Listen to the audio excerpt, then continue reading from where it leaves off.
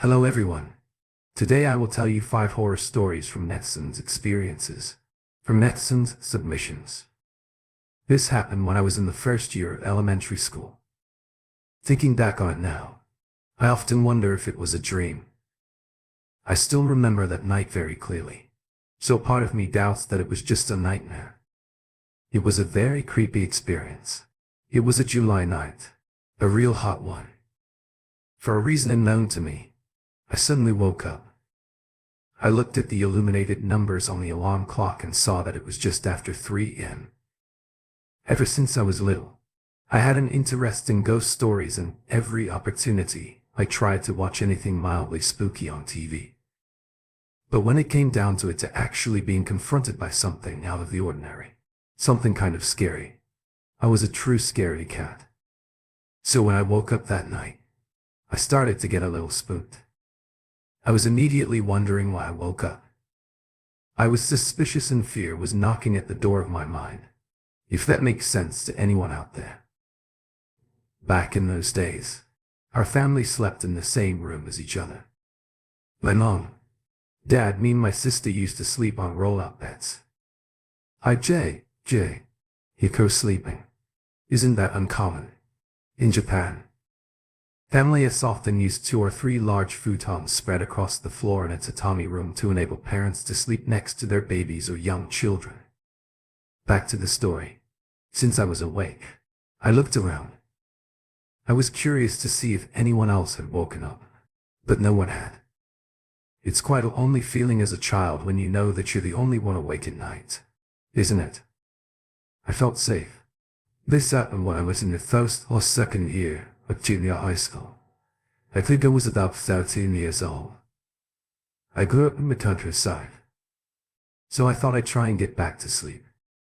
I shut my eyes in preparation for sleep, but after a few moments of them being shut, I heard something. I stiffened up almost instantly in fear, because, I swear, I heard a woman's voice say something like, "Help me."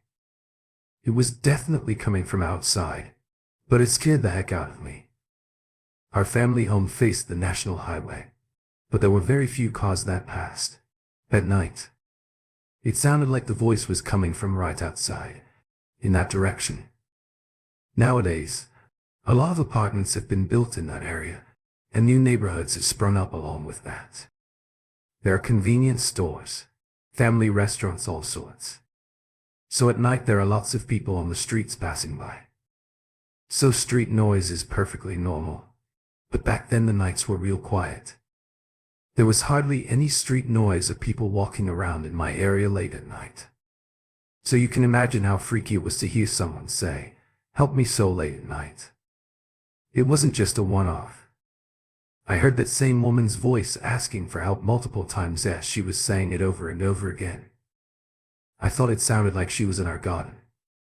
Something about her voice terrified me, but not as much as the proximity of that voice.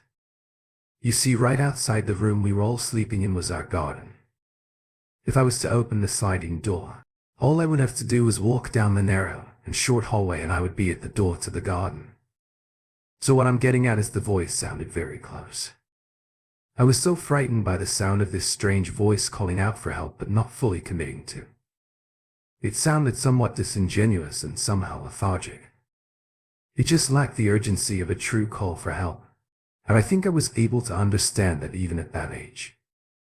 Still, that call for help troubled me. It was frightening beyond belief what was out in our garden.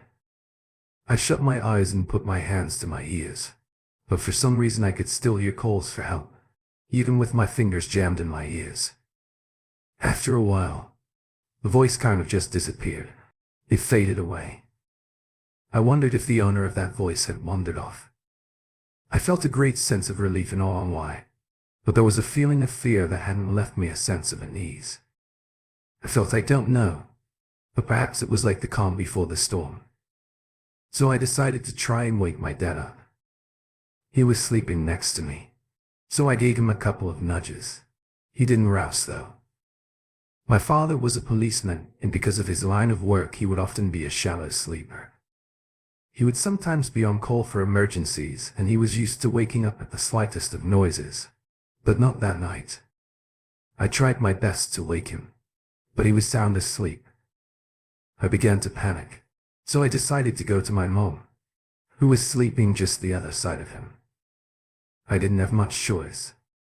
I needed someone because I was scared as I got up to step over my dad to get to my mom. That's when it happened. I heard it very clearly, and it came from the same room we were in. I heard an unknown woman's voice say, "Help me." It was the same voice I had heard out in the garden, but now it sounded like she was in the same room. I started freaking out. I thought I saw a shadow in the dark, but a pile of clothes can look like a monster if you forget that they're there in the dark. I'm not sure of what I saw, but I'm absolutely sure of what I heard. I screamed the house down. I was utterly terrified. I think I actually lost consciousness after that. I'm not sure if anyone came to my aid or not, because I woke up at 6 a.m., our usual time for our family to get up at that time, because no one said a word about it that morning. I decided to blame it on a nightmare. I had trouble sleeping for a long time after that, but that woman who wanted help never came back. I wonder if it was a dream. I'm not convinced. This happened when I was in the first or second year of junior high school. I think I was about 13 years old. I grew up in the countryside. I feel as if some kind of wandering spirit came to me that night because I was awake. Whatever it was, I'll never forget it. That memory has haunted me for years. My family recently moved to a new home. I literally mean a new build. Apparently there used to be rice fields where a new home stands. But as it seems, in most cases nothing stands in the way of progress. A lot of the countryside in my hometown was being torn up to create new housing at the time when we bought the house. Soon after, one residential area is created. Another follows, and then another. Before long a town is developed. And I'm not sure if that's exactly how it went, but that's how it felt. At the time there was just more and more houses and more people. The countryside I grew up in was vanishing. On the plus side, my sister and I had to share a bedroom before we moved into that house, so we were very happy to each receive our own. I remember we were both chatting to each other about how we wanted our bedrooms to look. We wanted to get the layout right in our heads. It was very exciting. However, the first night I slept in my new bedroom was, to say the least. I had a hard time getting to sleep that night. I guess because I had never had my own bedroom before, I had gotten used to not being alone.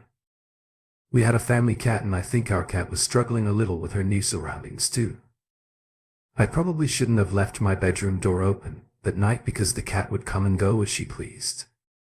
I thought that the cat was coming up the stairs at one point during my rest first night, but something about the wait and interval of the moments I heard coming from the stairs made me think that whatever was moving around there was bigger than my cat.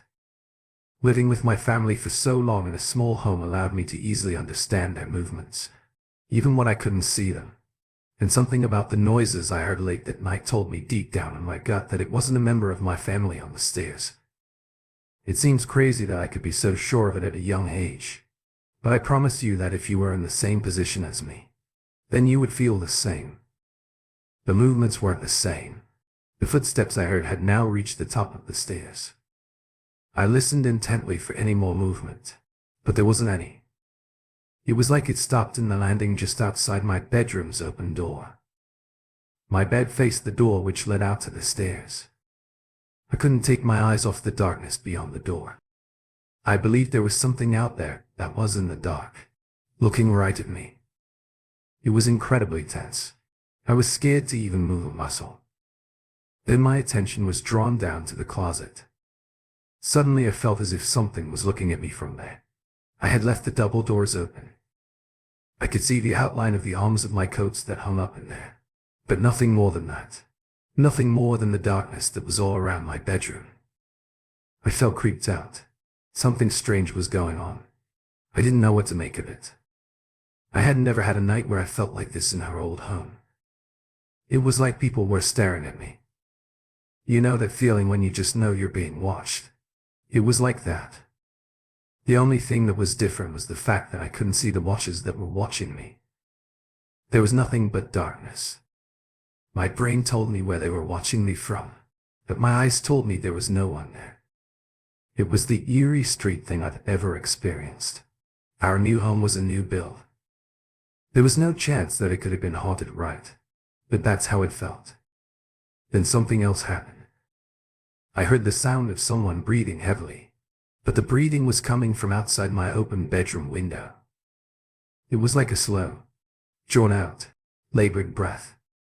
I could hear the inhale and the exhale perfectly and was thinking, oh God, was there some kind of weirdo just outside? Some kind of pervert or something? Is that why I was feeling? This happened when I was in the first or second year of junior high school. I think I was about 13 years old. I grew up in the countryside. I was being watched and something was off about that night.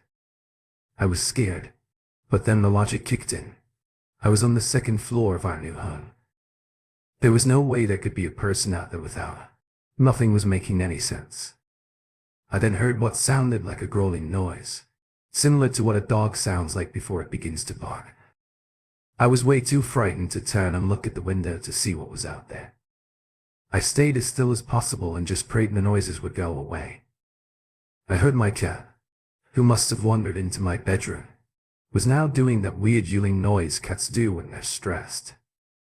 I opened my eye and saw my cat off to the right, staring at the window, baring her teeth and beginning to hiss. I felt as if there was someone or something very nearby. I needed to do something, so I repeated again and again in my mind, go away before too long. That feeling of being watched and being not alone slowly dissipated. My cat eventually calmed down and it felt like what was once in the room with me was now gone. It also was like something or someone came to observe and then disappeared. I woke up the following morning and the first thing I did was look outside and try and make sense of the breathing and growling I heard. I caught my first glimpse of a nearby cemetery. It seems like one of the plots of land that hadn't been bulldozed for new houses was a plot of family graves, and I could see it clearly from my bedroom window. From then on, late at night, I would sometimes feel as if someone was walking up the stairs, or even as if someone was peering at me from the darkness of my closet, but I never heard those growling sounds again, although I did sometimes feel as if I saw a dark shadow resembling a dog from the corner of my eye.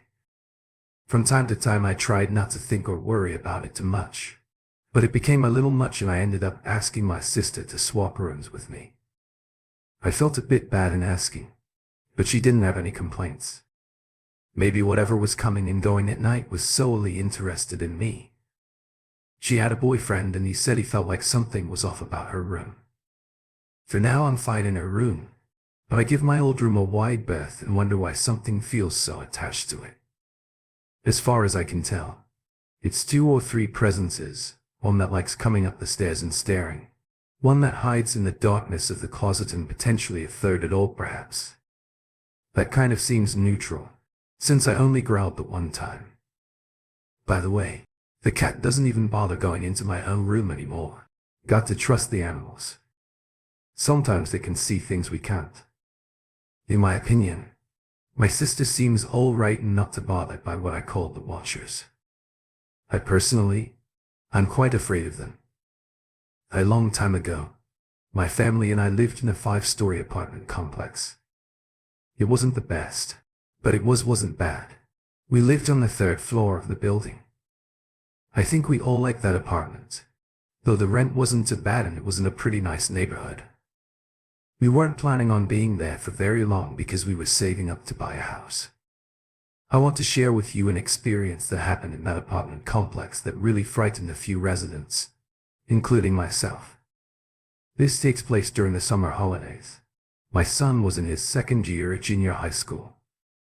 At the time that summer was incredibly hot. The worst thing about our building was the fact that air conditioners were not a standard. It was a very old building, so naturally, to beat the heat at night, we left our windows open. They were open all night. The sun went down at just around 10 p.m. I heard a sobbing sound coming from outside. It sounded to me like a child was crying. I was curious as to where the sound was coming from, So I stepped out onto our balcony to see if I could make out which direction the crying was coming from. It sounded like it was coming from a corner of the building a few floors above us.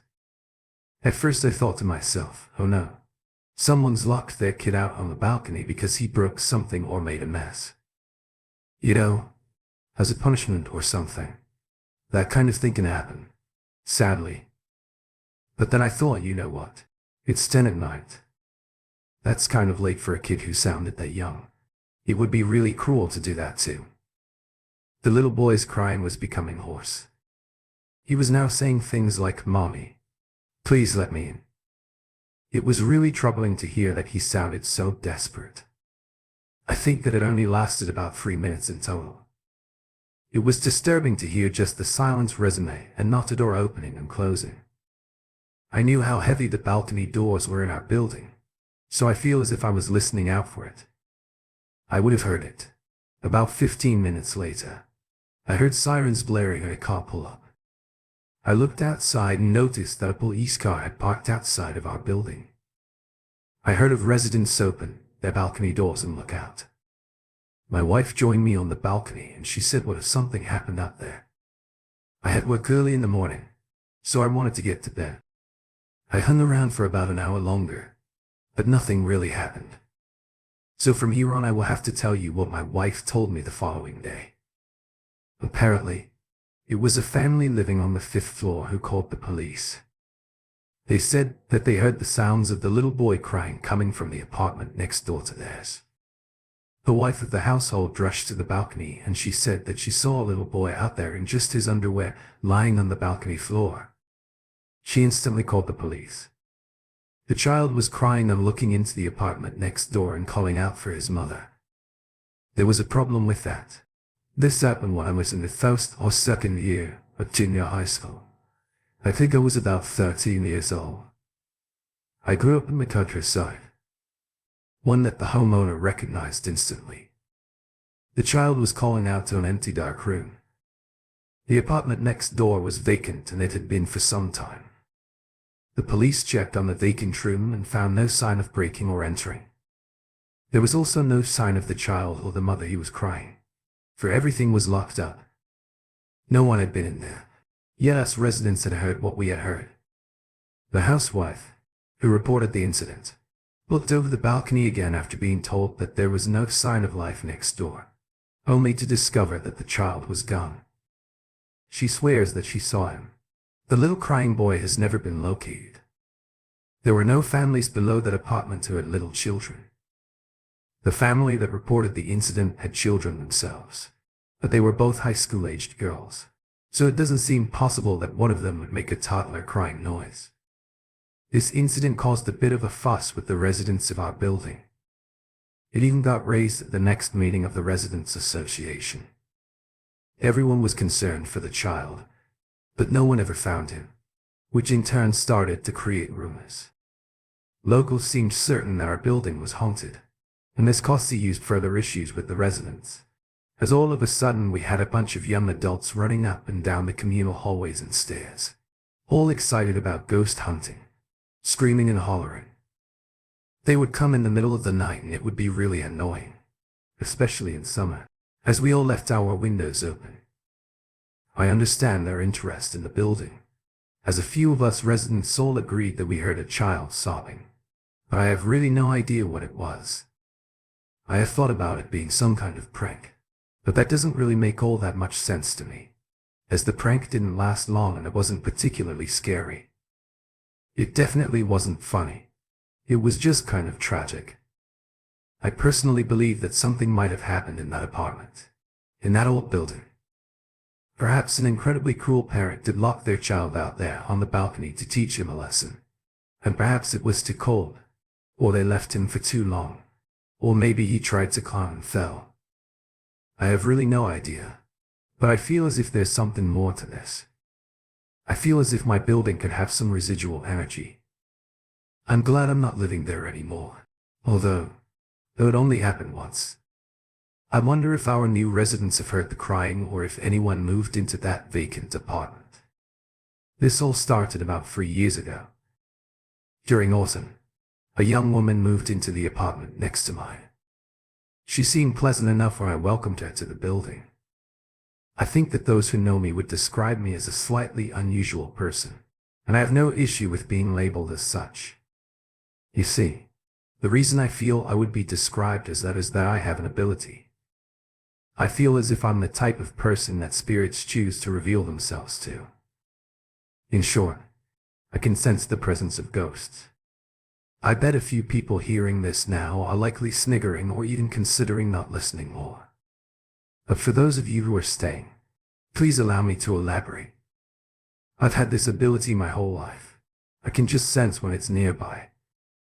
From the day that my new neighbor moved in, I knew there was a change in the atmosphere. I began to suffer sleep paralysis almost every night as I lay in bed unable to move. I couldn't help but think that my neighbor must have brought some kind of presence with her. It had been going on for a while over the course of a few months, and I had managed to get used to. It sounds crazy to say, but it's true. Not every night was bad. Then one fateful day came. I'll never forget that day. It was a Sunday morning, and it was spring picture. A bright early spring weekend morning. That's when things changed. I had made plans to see my girlfriend later that day, but I woke up feeling so exhausted and kind of run down. I had been putting a lot of overtime at work, and I guess it just crept up on me. Plus the intermittent bouts of sleep paralysis didn't help. I decided to ask her if she would be fine coming to my place to hang out instead of going out. I simply didn't have the energy for it. I told her I'd pick her up from the train station if she got herself to my area. I sent her a text explaining all of that, and then I rolled over to get a little more sleep. I was confident that when she called me, my phone would wake me up at some point before noon. I heard my front door open and someone came in quietly and slowly. I was thinking to myself, wow, what a considerate girlfriend I have for not trying to wake me up and getting here without asking for a ride. I figured I would just let her come and join me in the bedroom. I felt movement from the entry to the bedroom, and then it approached my bedside. But then I suddenly thought to myself, hang on, this is impossible. I always place the chain on the door and double lock it when possible. The reason I do that is because as a child I suffered a home invasion. I always make sure that everything is locked at night. So it seemed impossible that my girlfriend could just breeze into my bedroom through a locked door and she didn't have the key. As soon as the realization came to my sleepy mind, it was too late, and I felt as if someone was right next to my bed. And then suddenly I was frozen. Sleep paralysis was back in a big way. As soon as my brain recognized this impossibility, it was like I was suddenly locked in my body. I couldn't move. Whatever was at my bedside seemed to be binding me to the bed. I was so scared I couldn't even bring myself to open my eyes. I wasn't sure I could or not, but I didn't want to try. My fear was reaching its peak. It wasn't like other times that I'd experienced sleep paralysis. It was much worse. I felt as if the presence was incredibly strong. This spirit was seemingly more powerful than me, and I've never felt so hopeless in my life. Then, just as I was about to reach my limits, I didn't think my heart could beat any faster, but it could, because I heard 3 heavy, hard thumps coming from my bedside. Something was banging on the bedside table right next to where I was sleeping. I remember hearing that sound so clearly. It sounded so loud that it even echoed off the walls in my room. As soon as I heard that sound, the sleep paralysis ended, and I woke up to silence in the room and a deep feeling of confusion. I felt somehow lonely, which was the strangest emotion I had to process. I got up and went about my day as normal, and this is something I have come to regret. A few days later I found out from another neighbor that the young lady that moved in was taken to the hospital that spring Sunday night. Her parents hadn't heard from her that day, and they had made plans, so they came to check on her, only find that she had collapsed due to a heart failure. They rushed her to the hospital, but she didn't pull through. Because of the experience I had that Sunday spring morning, I believed that the spirit that came with my new neighbor to our apartment complex was some kind of guardian, and that the spirit came to my bedroom looking for help. And that's why I heard those loud bangs that woke me, and why I felt those strange feelings when I woke up. I don't know what the spirit wanted me to do.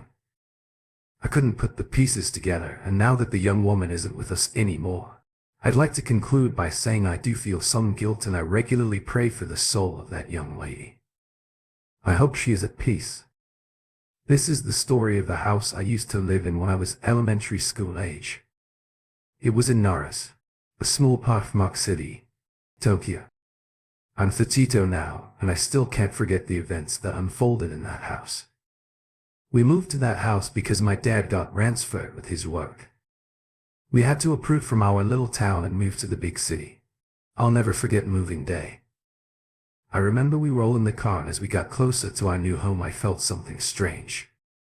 I'm not too sure how to word it, but it kind of felt like we had turned onto a bad road. It was like as my dad turned off onto the sloping hill that led to our new home.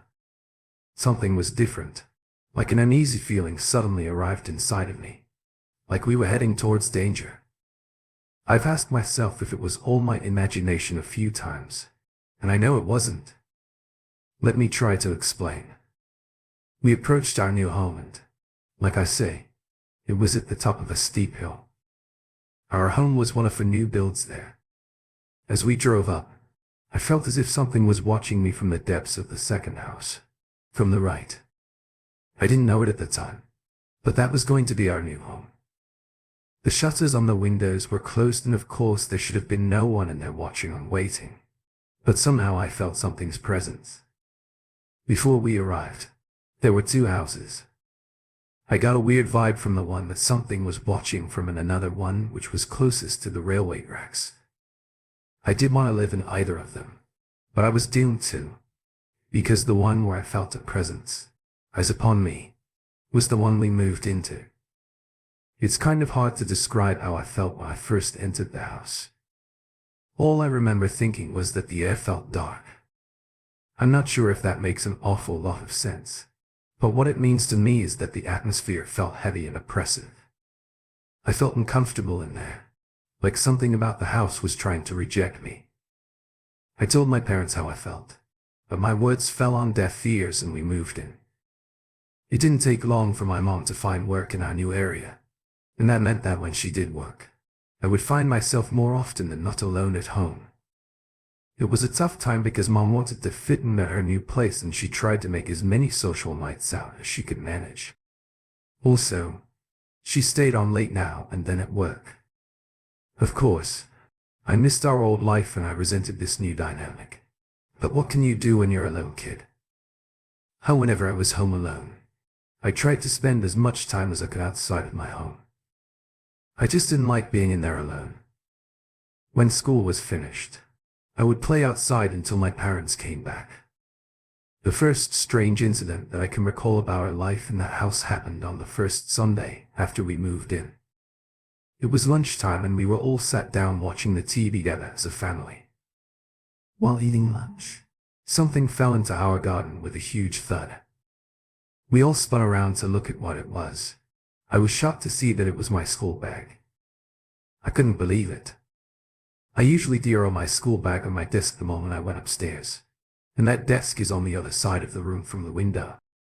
So it just made no sense to me as how my bag could suddenly end up in our garden. I ran upstairs to my bedroom, which was the room which faced the garden. I don't know why I did that. I must have been a little more fearless back then. I checked where I left my bag in the room, of course, but no one was up there. My family had all been in the living room with me downstairs when the bag hit the ground, so I knew that there couldn't be anyone up there before I even got in there. Strangely enough, the windows were closed to in my bedroom. I cannot explain it, but that wasn't the only strange thing that happened in that house. There were lots more than that. One other night I was sleeping soundly in my bed and I woke up to hear heavy footsteps downstairs on the hardwood floor. I listened closely in my half-asleep state and then I checked the time. I thought I might have been late for school or something, but it was the middle of the night. Who would be down there at like 3 p.m.? I wondered then. Suddenly the footsteps seemed to be climbing the stairs. They were so loud they sounded like someone was rushing up the stairs. The footsteps stopped at my door for a second or two. I lay there in bed freaking out and then they started up again. They went back downstairs and finally, out of earshot. As I was young, I was too scared to open the door and go check it out. Little did I know that this wasn't going to be the last time that I would hear those footsteps. They came and went as they pleased, and that was usually at night time. I thought I was hearing things at one point because no one else in the house seemed to react to the footsteps. One night, while it was happening, my bedroom door flew open and I screamed. Fortunately, it was only my dad out there, and he came into my room and he looked really concerned.